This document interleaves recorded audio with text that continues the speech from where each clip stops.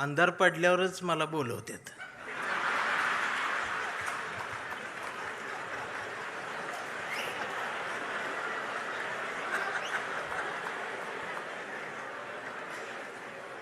पण अंधार पडल्यावरच उजेडाची गरज असते आणि मग मला यावं लागतं. मला मगाच कळलं तिकडं काळे कपडे घालून यायलाच परमिशन नाही.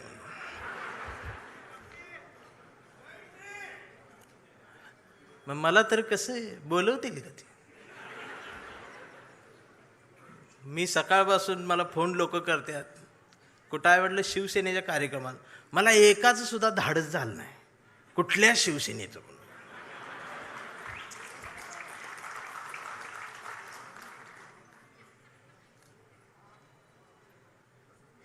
जमलेल्या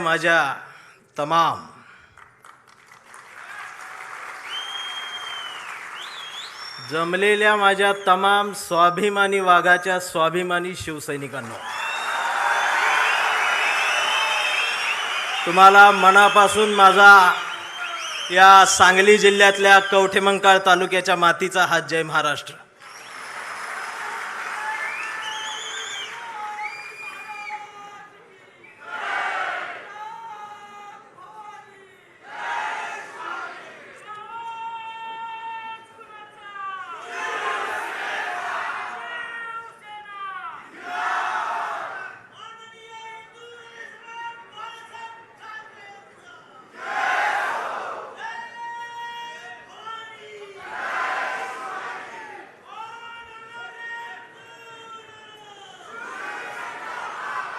हा, आता मला बोलू दे,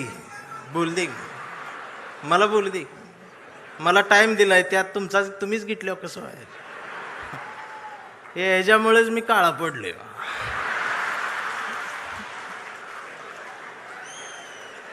त्यात अजून खरं बोलतोय मी. खरं बोलले की मारत्यात. मी आलोय, मी एक नाही अनेक हुंदके घेऊन आलोय. मी आलोय महाराष्ट्रातल्या मराठी मातीचा हुंदका घेऊन. मी आलोय प्रत्येक मराठी मनाचा एक हुंदका घेऊन.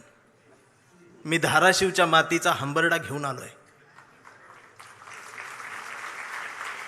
आणि गावगाड्यावरती पारावरती बसणाऱ्या म्हाताऱ्यांपासून ते नुकत्याच जन्माला आलेल्या पोरांच्या छातीच्या आत असलेल्या हृदयातल्या ठोक्याचा हुंदका घेऊन आलोय. त्या प्रत्येक ठोक्याचं एक गणित आहे महाराष्ट्रात. शिवसैनिक ही या महाराष्ट्राची शान आहे, स्वाभिमान आहे. आणि मी तुम्हाला आधीच सांगतो, मी एक मराठी म्हणून सांगतो, तुम्हाला सगळ्यांना एक विसर पडला आहे.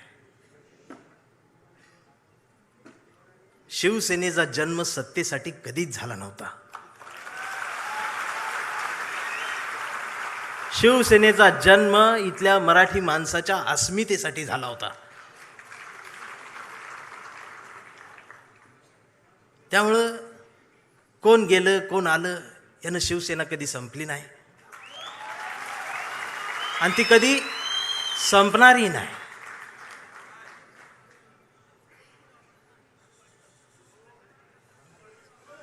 तुम्ही मराठी माणसासाठी लढलात. तुमच्या प्रामाणिकपणाला महाराष्ट्रानं जवळ केलं आणि मग या माय मराठीनं ही सत्ता तुमच्या पदरात दिली. याचा विसर पडल्यामुळं बरीच गणितं हल्लीत असं मला वाटतं. त्यामुळं हसा, तुम्ही ओरिजिनल शिवसेनेत आहात. रायगडाच्या पायरीवर मावळ्यांनी सांडलेल्या रक्ताचा साक्षीदार ज्यांना होता येतं त्यांनाच निष्ठा कळत असते आणि त्यांना चवदार तळ्याचं पाणी समजत असतं आणि त्यांनाच भिडेवाड्यातल्या वर्गातल्या सावित्रीनं फळ्यावर गिरवलेल्या पहिल्या अक्षरांचा अर्थ ही त्या निष्ठावंतांनाच कळत असतो. मेंढरांना त्याची किंमत नसते. आणि असं बोलल्यावर मला मारते ती. खरं बोललं की मारते. मी बातम्या बघतोय साहेब 2 दिवस. लोक म्हणतात साहेब भेटत नाहीत, साहेब जवळ येत नाहीत. मला प्रश्न पडला, कोरोनाचा काळ आठवला मी. तर आमची आजी टी व्ही बघत असायची, पण आजी घाबरत नव्हती. टीव्हीत फक्त उद्धव साहेबांनाच बघायची. का माहिती आहे? माझ्या आजीला टीव्हीत दिसणारा मुख्यमंत्री तिच्या लेकासारखा वाटला. माझ्या आईला आधार देणारा जवळचा कोणीतरी संकटाच्या काळात आहे ह्या सख्या भावापेक्षाही जवळचा भाऊ वाटला. आणि आम्हाला हा मुख्यमंत्री मामासारखा वाटला.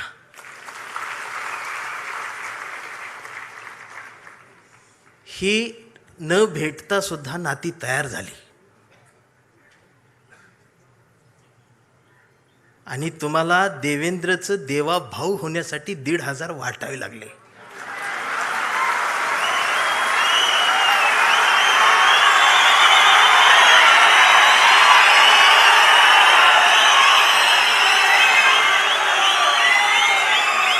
आणि बहिणीच्या ताटात दिलेली मतांसाठी जी ओवाळणी निवडून आल्यानंतर ती काढून घ्यायलाही भाऊ विसरला नाही.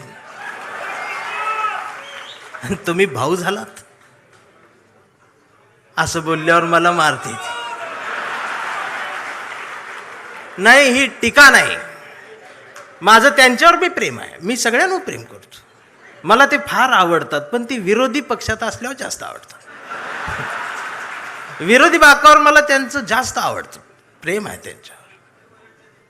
इकडं आले ती तोडती ती फोडती ती. तोडा फोडा राजकारण करा, या राजकारणाची व्याख्या आता बदलली पाहिजे. माणसं जोडा, घडा आणि मराठी मन घडवा, हे सांगायला मी आलोय. काय आम्ही करून ठेवलंय? भस्म्या झाल्यासारखं काय चाललंय आमचं? एक तर काहीतरी होईल.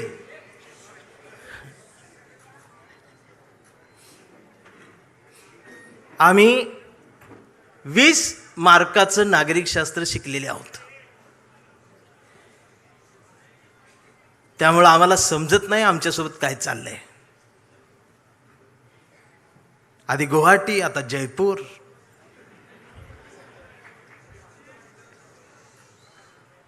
ह्यो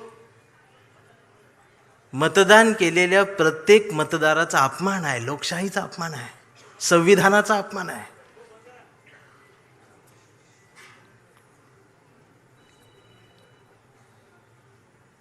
चौकात गेलो तर आज कोण म्हणतंय मी हिंदू, कोण म्हणतंय मी मुस्लिम. आधी 2च होते, बरं होतं. आता त्यात भर पडली, त्यात उपवर्गीकरण झालं. कोण म्हणते मी मराठा, मी चांभार, मी बौद्ध, मी माता, मी ह्या, मी त्या. मग मी मध्ये जाऊन म्हणतोय मी मराठी, मी भारतीय. मग मारत्यात. मग म्हणते हे नवीन काय आलं? मी म्हणतोय मी जुना आहे, कडूनो. आता हे कडू काय शिवी नाही. कडू ही महाराष्ट्रातलं प्रसिद्ध आडनाव आहे.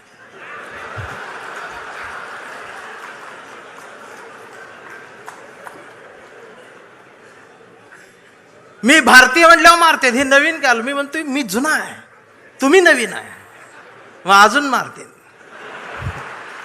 भारतीय होऊन जगायला गेल्यानंतर मी मार खायला लागलो आणि काळा पडत चाललो. मी गोराच होतो आधी. पण या महाराष्ट्राच्या राजकारणाला वळणावर आणि एका रेषेत वळुंबा लावून जर कोणी उभं केलं असेल तर ते आदरणीय बाळासाहेब ठाकरेंनी एक अस्मिता दिली. मी सांगू, 2 मैत्रिणी रस्त्यानं निघालेल्या होत्या आणि रस्त्यानं जाता जाता एकीच्या पायाला ठेच लागली. रस्त्यावरचा दगड धारदार होता. तिचा ठेच लागली, तिच्या अंगठ्याचं नख निघालं आणि रक्त भळबळ व्हायला लागलं. पण तिनं अंगठ्याकडे नाही बघितलं, तर दगडाकडे बघितलं आणि हसलीन पुढं निघाली. दुसरीनं बघितलं, म्हणाली, वेडे, एवढा मोठा दगड पायाला लागला आणि हसतेस काय? ती म्हणाली, जाऊ दे ग, दे सोडून. पुन्हा हसली. ती म्हणाली, थांब, चिंदी तरी बांध, दवाखान्यात चल. हसतेस काय, एवढा मोठा दगड पायाला लागलाय. ती हसत म्हणाली, दे ग सोडून.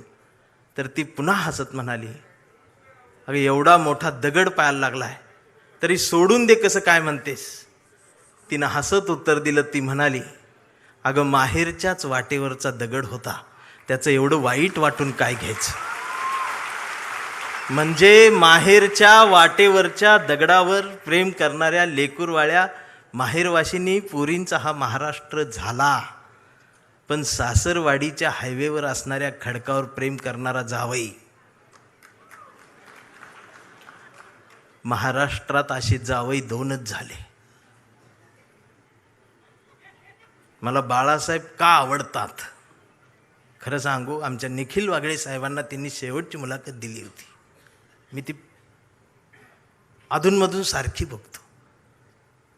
आणि वागळे साहेबांनी त्यांना विचारलं, माची आठवण येते, पत्नीची आठवण येते?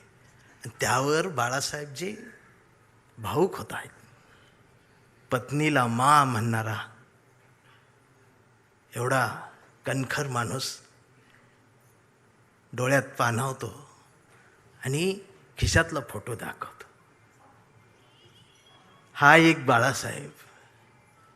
आणि स्वतःच्या पत्नीवर एवढं प्रेम करणारा दुसरा बाळासाहेब महाराष्ट्रात आला आहे, ते म्हणजे बाळासाहेब आंबेडकर. आमचे हे दोन बाळासाहेब मनाला भावतात. शिवसैनिकांनी या 60 वर्षात खूप काय पाहिलेलं आहे. दोन भावांच्या रात्रभर रडून भिजलेल्या उषा सुद्धा शिवसैनिकांनी पाहिल्या. हृदयाला घाव घातले गेले, टाके तुटले गेले, शिवत राहिले. शिवसेना फाटली नाही, तुटली नाही, ती नेटानं उभीच राहिली. ती उभी राहणारच आहे.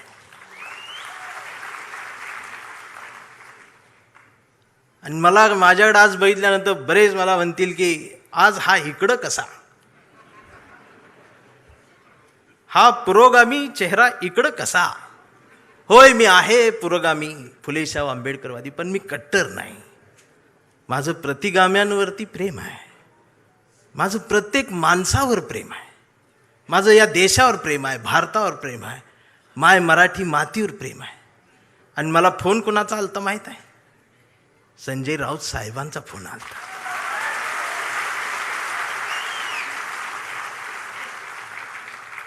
जर शेंडे आणि जानव्यातून मुक्त होऊन हिंदुत्व माझ्या कवितेला कुरवाळत असेल, जवळ घेत असेल, तर माझ्या सुद्धा मेंदूतले जानवेंचे जानवे मी कुठपर्यंत जिवंत ठेवायचे हा विचार करून मी त्यांच्या हाकेला हाक देत आलोय.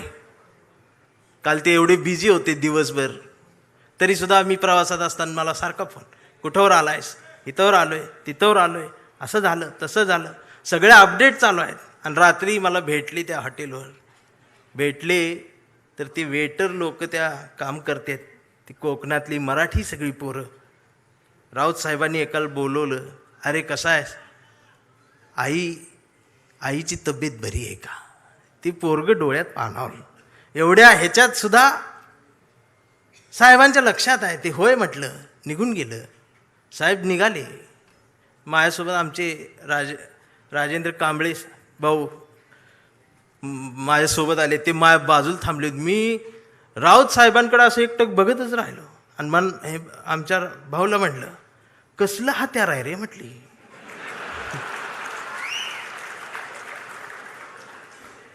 आमचं राजाभाऊ म्हटलं, धारदार आहे.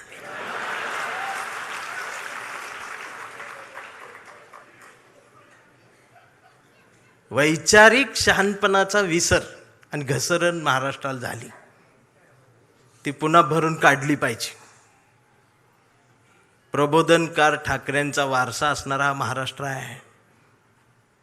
आदित्य दादा, माझी विनंती आहे, आता एक नव्या पिढीला घेऊन तुम्ही महाराष्ट्र सगळा पिंजून काढा.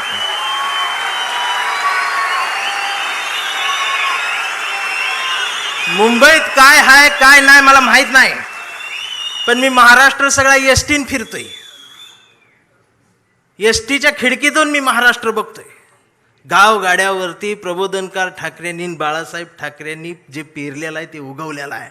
त्याला जर त्यांच्या नातवानं पाणी घातलं ना,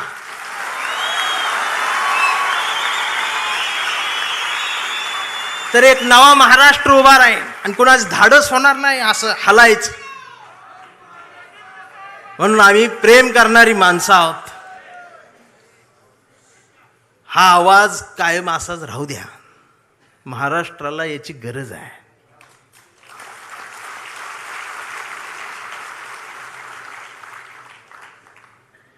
महाराष्ट्राला झाड तोडणाऱ्या माणसांची नाही, झाड वाचवणाऱ्या माणसाची गरज आहे.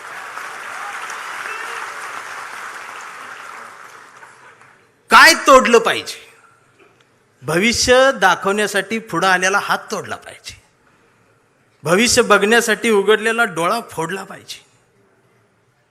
आम्ही गाडगे बाबांचा खराटा सोडला आणि बागेश्वर बाबाचं बॉट धरलं.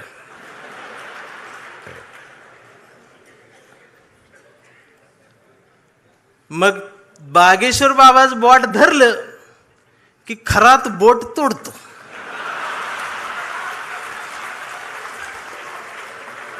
ही बोट तोडते ती. याला अनामिका म्हणतात हे मला तेव्हा कळलं. नाहीतर मी करंगळी जवळचं बोट एवढंच त्याला म्हणायचं. ही बोट तोडते ते.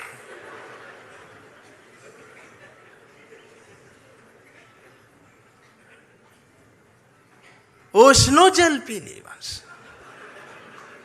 चिंचेतला चिचुका 3 लाखाला इकला त्यानं.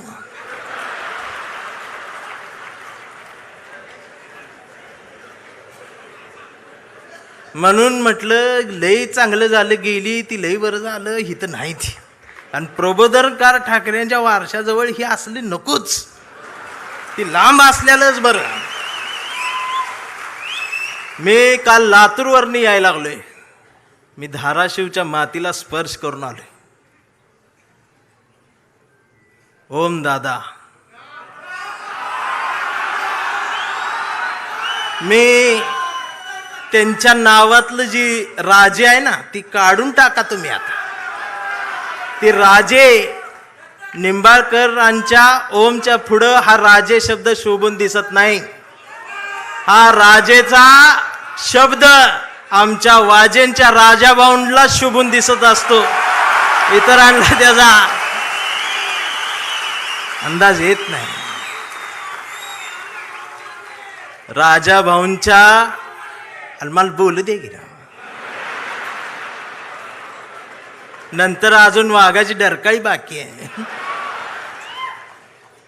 राजाभाऊंच्या डोळ्यातल्या अश्रूंनी निष्ठावंतांच्या मनावर फुंकर घातली. साहेब, ह्यो जो तुम्ही संस्कार दिला, हा संस्कार फक्त शिवसैनिकांसाठी नाही, या आमच्या पिढीतल्या येणाऱ्या कितीतरी पिढ्यांना तुमच्या डोळ्यातल्या अश्रू खूप काही शिकवून जातील. आम्हाला जोडायचं आहे, माणूस जोडायचा आहे. स्वतःला मूल होत नाही म्हणून शेजाऱ्याला बोलवायचं आणि ऑपरेशन सक्सेस झालं की पेढं वाटायला तिसरंच असते. मला गणितच कळना.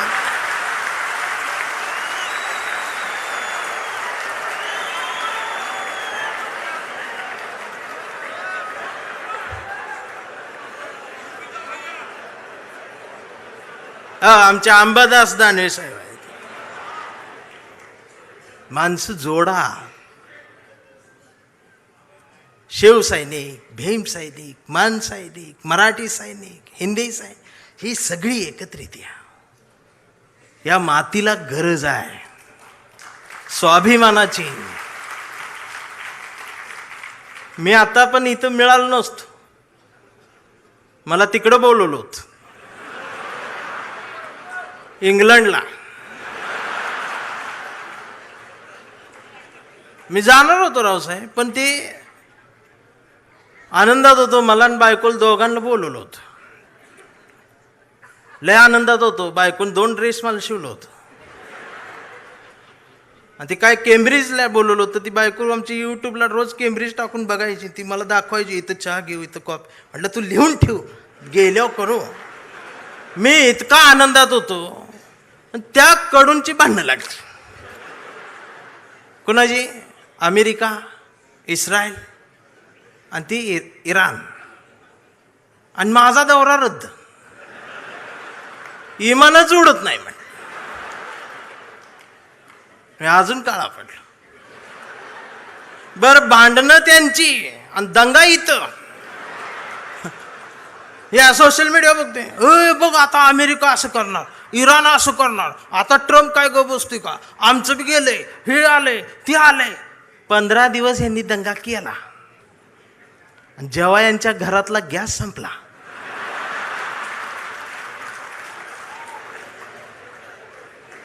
त्यावेळेला बीकॉम झालेली बायको पहिल्यांदाच चुलीजवळ आली. तिला काय चूल पेटना. मैंने यूट्यूबवर चूल बघितली. त्या यूट्यूबवर याला फुकणी गावली. ह्यानं तिला फुकणी दिली. म्हटलं फुकाय, तर ती डोळ्यातनं बघायला लागली. म्हटलं फुकायचं आहे. मग ती अशी फुकायला लागली. सगळा धूर गेला डोळ्यात. मग तिनं अशी फुकणी याला फेकून मारली. याचा गुडघा फुटला. आणि मग ही लंगडत लंगडत ती गॅसची टाकी घेऊन चौकात आला. चौकात 4 किलोमीटरची लाईन. मग दिवसभर उन्हात थांबलं. फुटाफुटान पुढं सरकत गेलं. संध्याकाळी 5 वाजता याचा नंबर आला. आणि ती पुढं नंबर आल्यावर संध्याकाळी ती काउंटरवरची मुलगी म्हटली, DAC नंबर असेल तरच या. 45 दिवसानंतर बुकिंग होईल, 60 दिवसांनी मिळेल. याच्या लक्षात आलं 60 दिवस गुडघा फुटणार. त्यानं असं डोळं झाकलं, गार वाऱ्याची झुळूक आली. मग यो म्हटला, जगाला युद्धाची नाही, बुद्धाची गरज आहे. कधी चुलीत लाकडं गेल्या. अहो, आमचं उपमुख्यमंत्री शिंदे साहेब सुद्धा टीव्हीवर पहिल्यांदाच नाव घेतलं. कधीच नाव घेतलं नव्हतं बुद्धाचं. ते सुद्धा पत्रकार परिषदेत म्हटले, जगाला युद्धाची नाही, बुद्धाची. बायकोन मला बघितलं, म्हणलं लोक हे काय म्हणतात. मी बघितलं तर ते खरंच म्हणत होते बुद्धाची गरज आहे. मग मी डोकसं खाजवत म्हटलं, ह्यांच्या बी घरातला गॅस संपलेला आहे म्हणलं.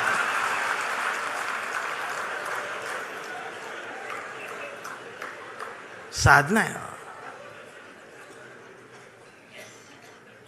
अहो, काय चाललंय काय आमचं, आम्ही काय घ्यायला पाहिजे.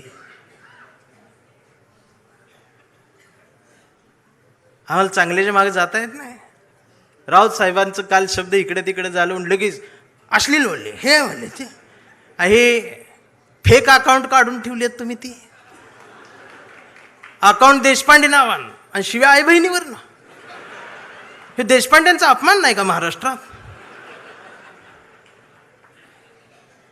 ही जी जमात वाढवून ठेवल्या ना तुम्ही सत्तेसाठी, ही एक दिवस तुमच्या घरातल्या अब्रूला हात घालल ना,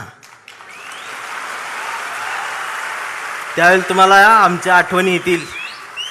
खराचं प्रकरण ज्यावेळी टीव्हीवर आलं, महाराष्ट्र हादरला, त्यावेळेला महाराष्ट्राच्या मनात नाही तर अख्ख्या देशाच्या मनात एकच नाव आलं, डॉक्टर नरेंद्र दाभोळकर. खऱ्यापणान लढणारी माणसं महाराष्ट्रात तेव्हाही होती, आजही आहेत, उद्याही असतील. आणि शिवसेना कायम खऱ्या माणसांसोबत मैदानात आहे, ते उद्याही राहणार आहे, ही संपणार नाही. फक्त माझी विनंती आहे, मला दिसते बरं का, मला काय भविष्य कळत नाही, पण मला दिसते की लवकरच तुम्ही बी सत्तेत आहे. फक्त माझी विनंती साहेब एवढीच आहे, जेवढी गेले ती त्यातलं परत यायला बघत्याल, अजिबात नाही घ्यायची.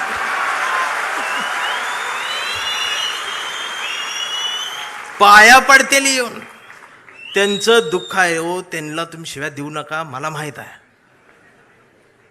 दररोज उद्घाटन करतात, दररोज सत्कार करतात, पण घरी गेल्यावर दार लावून रडते तो. ही मग तर मलाच माहित आहे. दार लावून साहेबांचं नाव घेऊन रडतात. मी म्हणतोय त्यांना, मी येऊ खांदा द्यायला नको. मी काय भीत नाही, सत्तेला भीत नाही, पण मी एवढा आहे, मी माझी कविता घेऊन आलोय. पाखरांच्या चोची मधला घास व्हावी कविता, पहिला आणि शेवटचा श्वास व्हावी कविता, कोसळावेत थेंब भुईत मातीचा वास व्हावी कविता, उगवावा पिंपळ एक प्रवास व्हावी कविता, त्याच पिंपळाच्या सावलीला मानवतेचे गीत गाणारी बुद्ध व्हावी कविता, मी करावे पाखरांच्या हवाली तिला मग शुद्ध व्हावी कविता, हिंदूंच्या कंठामध्ये सलाम अलिकम सलाम व्हावी कविता, मुस्लिमांच्या भाळावरचा नाम व्हावी कविता, मंदिर मशीद बांधणाऱ्यांच्या कपाळाचा घाम व्हावी कविता, इंद्रायणीत तरलेला तुकाराम व्हावी कविता, आणि या देशाच्या मातीत विज्ञान पेरणारी अब्दुल कलाम ही व्हावी कविता. ही कविता प्रबोधनकार ठाकरेंच्या विचारांच्या वारसदारांकडूनच येऊ शकते. आमच्या लक्षात येत नाही. आम्ही कुणाजवळ जाऊन बसावं आणि कुठून उठून जावं, ह्याला ज्याला जमलं त्यालाच आयुष्य कळलं. जाणारच आहे ना एकदा तरी. काय राहणार आहे तुमचं? अख्ख्या महाराष्ट्राच्या मनावर राज्य करणारा, हृदयाच्या कप्प्यात बंद झालेला आमचा अजितदादासारखा नेता अचानक गेलाच ना. काय नेलं सोबत?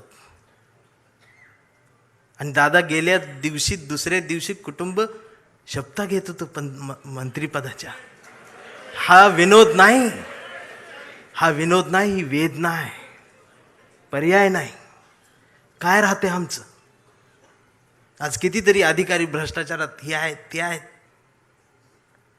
समोर एखादं वंचित पिचलेलं येतं ना, त्याच्यासाठी कुणाचाच फोन येत नाही, त्याच्यासाठी कुणीच फोन करत नाही, त्याच्यासाठी कुणीच दबाव टाकत नाही. जर अधिकाऱ्यांनो तुम्ही फक्त त्याला बसवून पाणी प्यायला दिलं आणि कुणाचाच फोन न येतात जर त्याचं काम केलं ना, तर संध्याकाळी स्वाभिमानाची झोप लागते. याचा विसर पडला म्हणून बाळासाहेब ठाकरेंना कुंचला सोडून हे बोट उचलावं लागलं. प्रत्येक काळात बाळासाहेब कुठे येणार आहेत? त्यांचे विचार आहेत, आम्हाला ते घ्यायचं आहे.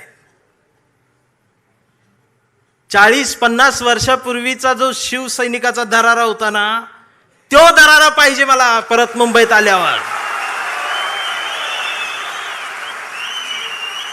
आवाज पाहिजे, त्याची नजर पाहिजे. छत्रपती शिवाजी महाराज, त्यांचं नाव घेऊन राजकारण. किती उंचीचा पुतळा, यावर तुमचं प्रेम. ती बी वाऱ्यान पडते आणि मग ती तुकडे होऊन पडतात आणि मग ही आमची लगेच रडतात. महाराज, पुतळ्यात महाराजांना बघायची सवय लागली. हेच झालं ना आमच्या महापुरुषांच्या बाबतीत. अगदी 4-5 वर्षाસુધી महाराष्ट्रात सकाळ आली, शुभ शिव सकाळ, भगवा झेंडा आला असा. मी डोकसं खाजवत म्हटले, ही सकाळ कुठनं आली? म्हणजे आता महाराज येणार, उठा, आपली सकाळ झाली. मी कुणाला तरी चिडवण्यासाठी होती. मग दुसऱ्यानं बघितलं, ते म्हटलं त्यांची झाली, आपली कधी? हे म्हटलं कर आपली. मग निळा झेंडा, शुभ भीम सकाळ, 11 वाजता.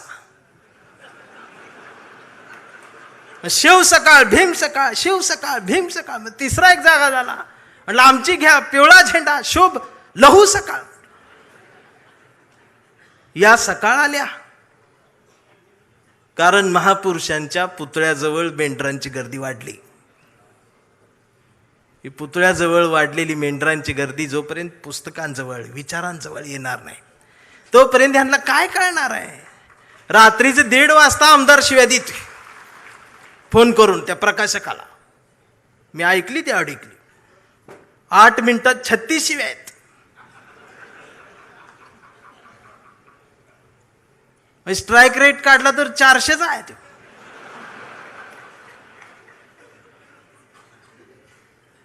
मला त्याचं वाईट नाही वाटलं, पण त्यांच्या घरी त्यांच्या मिसेस आहेत, आई आहे, मुलगी आहे, ही नीट बोलत असेल. आणि बाळासाहेब असते तर मातोश्रीवर बोलवून 400च्या स्ट्राईक रेटनं बाळासाहेब नसले काय झालं, तुमच्या मनगटात तो विचार आहे ना, तो स्वाभिमान जिवंतच ठेवा. एक गरज आहे. आणि खरं सांगू आदित्य दादा, गावगाड्यावर, शहराच्या चौकात, झोपड्यांमध्ये एक हुंदका आहे, एक हंबरडा आहे, जो राम कृष्ण हरी माऊली म्हणत एखाद्या नव्या ठाकरेची वाट बघत बसलाय.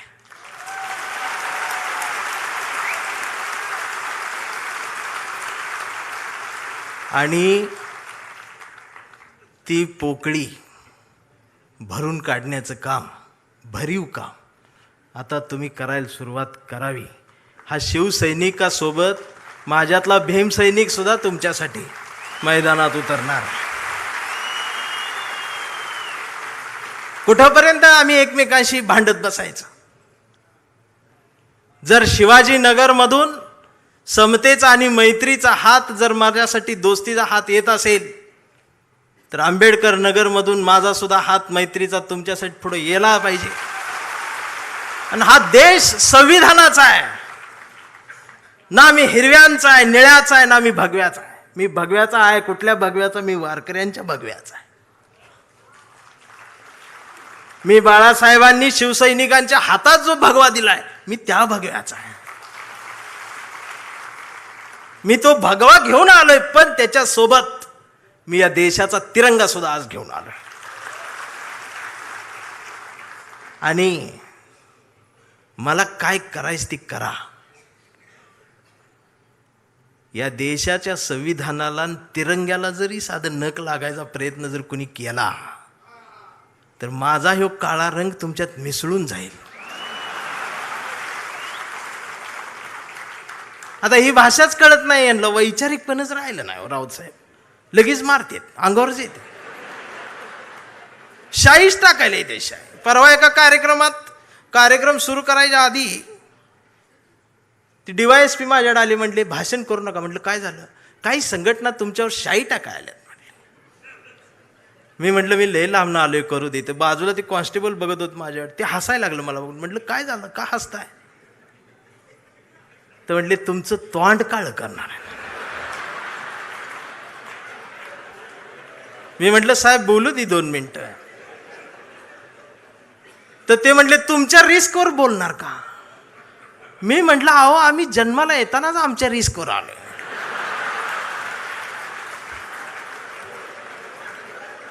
मी भाषणाची सुरुवात केली, म्हटलं जे कोणी शाई टाका आलेत त्यांना विनंती एवढी आहे, म्हटलं तुम्ही चुना आणा, अजून काय काळ करणार. हे जी घसरण झाली आमच्या शहाणपणाची, मी या मराठी मातीचा सांगावा घेऊन आलोय तुमच्यासाठी की तुमची गरज महाराष्ट्राला आहे. आणि महाराष्ट्र फक्त तुमचा आहे.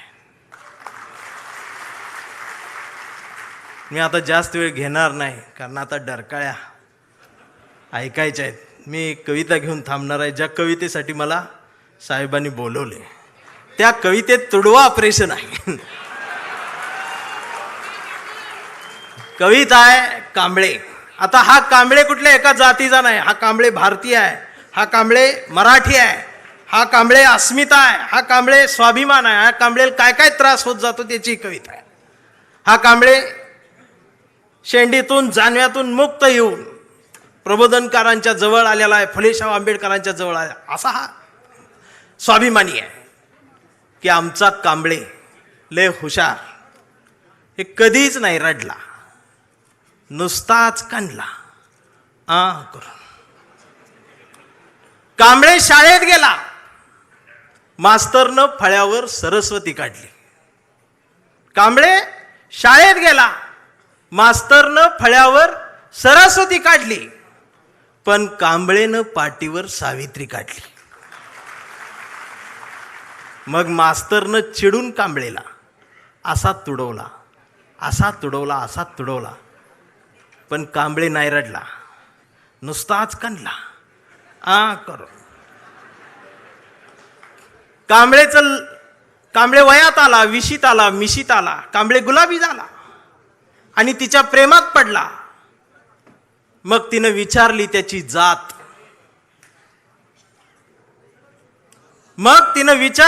जात, कांबळे म्हणाला, वेडे मी माणूस, माणूस माझी जात, प्रेमात कसली आली जात. मग माणूस माझी जात म्हटल्यावर तिनं बरोबर ओळखली जात. मग तिनं बी कांबळेला असा तुडवला, असा तुडवला, पण कांबळे बी हुशार, नाही रडला, नुसताच काढला करून. कांबळेचं लग्न ठरलं. घरचे म्हणाले मुहूर्त पहा. कांबळे म्हटला पटत नाही, प्रबोधनकार वाचा.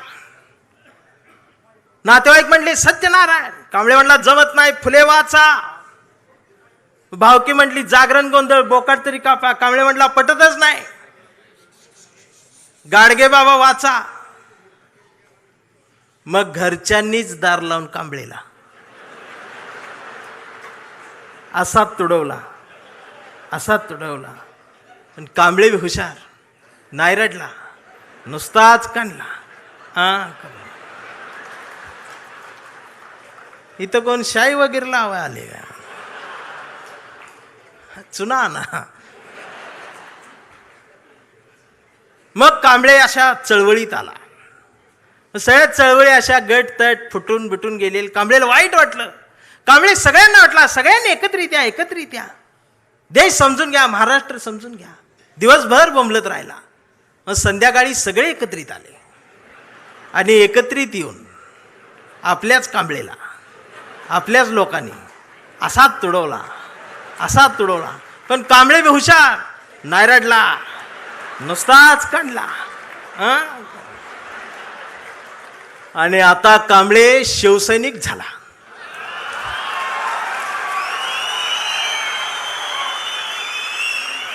आता कांबळे शिवसैनिक झाला, शहाणा झाला,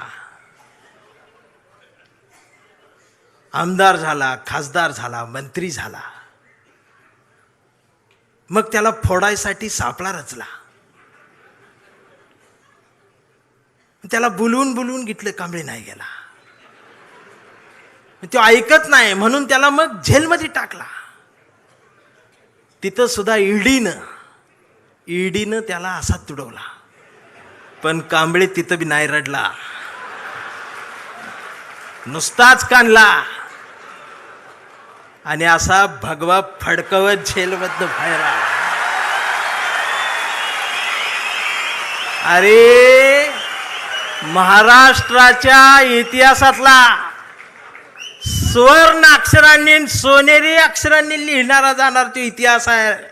तो शिवसैनिक ज्या वेळेला न झुकता बाहेर आला ना, तेव्हा नाद नाही आमच्या रावसाहेबाला, नादच नाही. आता कांबळे वयस्कर झाला. त्याच्या परवा ते सोशल मीडियावर येडं झालेले. ते सोशल मीडियावर कोण आहे, निसर्ग चित्र येतं, त्याच्यावर लिहिलेलं असतं 70% डोळे बारीक करा. हे बारीक करतात आणि त्याच्यात येतं स्वामी दिसले पाया पडते. तो 70% डोळे बारीक करून स्वामी बघणाऱ्यांची जमात वाढली साहेब.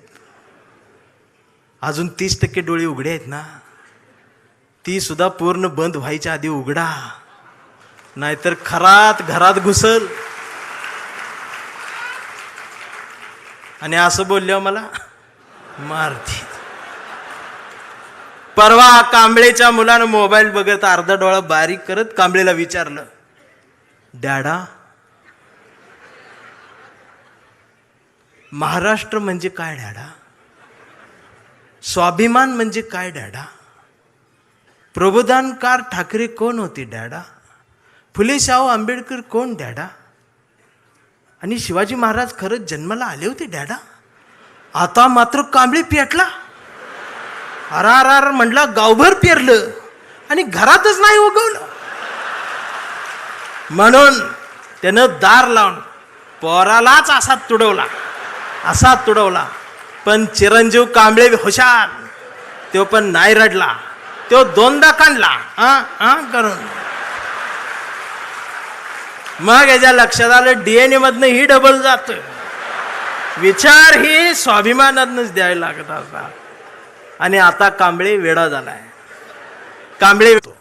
कांबळे वेड्यासारखं निष्ठा म्हणतो, कांबळे वेड्यासारखं संघटन म्हणतो, कांबळे वेड्यासारखं मराठी म्हणतो, कांबळे वेड्यासारखं भारत म्हणतो, कांबळे वेड्यासारखं शिवराय ते भीमराय सांगतो. पण डॉक्टर सुद्धा कांबळेला शॉक देऊन तुडवतायत. पण कांबळे नाही रडत, तो नुसताच कंथी करून. हा कांबळे जोपर्यंत जिवंत आहे तोपर्यंत शिवसेना जिवंत राहणार आहे. हा कांबळे जोपर्यंत जिवंत आहे तोपर्यंत बाळासाहेब ठाकरे, फुले, शाहू आंबेडकरी, मराठी माती, मराठ माणूस जिवंत राहणार आहे. हे एवढाच सांगावा घेऊन आलो होतो. जागर राहावा, दिवसा बी जागर राहावा, रात्री बी जागर राहावा. आणि पुन्हा तो दरारा मला पाहिजे. आणि आदित्य दादा, माझ्या कवठीमंकाळच्या मातीचं तुम्हाला सांगणं आहे की आता तुम्ही या मैदानात, म्हणजे तुम्ही तसं मैदानात आहेच, या माय मराठी मातीत ब्रँड म्हटलं जातं ना, ब्रँड, त्या ब्रँडला म्हणत्या शिवसैनिक, ओरिजिनल शिवसैनिक. थांबताना एवढंच म्हणेन, आभारांचे भार कशाला, सत्तेचे हार कशाला, मनात एक घरटं बांधूया या शिवसेनेचं, या शिवसेनेच्या घरट्याला दार कशाला, झुळझुळत्या या बाळासाहेबांच्या झऱ्याला आपल्याही स्वाभिमानाचं पाणी देत राहूया. मिनमिनत्या या मासाहेबांच्या हृदयाच्या दिव्याला आपल्याही जगण्याचा उजेड देत राहूया. आणि जोपर्यंत ठाकरे घराणं आमच्या मनाला साथ घालत राहील त्याला आयुष्यभर असाच प्रतिसाद देत राहूया. मी राऊत साहेबांच्या स्वाभिमानाला वंदन करतो. तुमच्या सर्व शिवसैनिकांना मनापासून जय महाराष्ट्र करतो. थांबताना हुंदका दाटून येतोय. एवढ्या मोठ्या स्टेजवर, एवढ्या मोठ्या प्रबोधन पीठावर मला उभं करण्याची संधी तुम्ही दिलीत. मी आभारी आहे. धन्यवाद.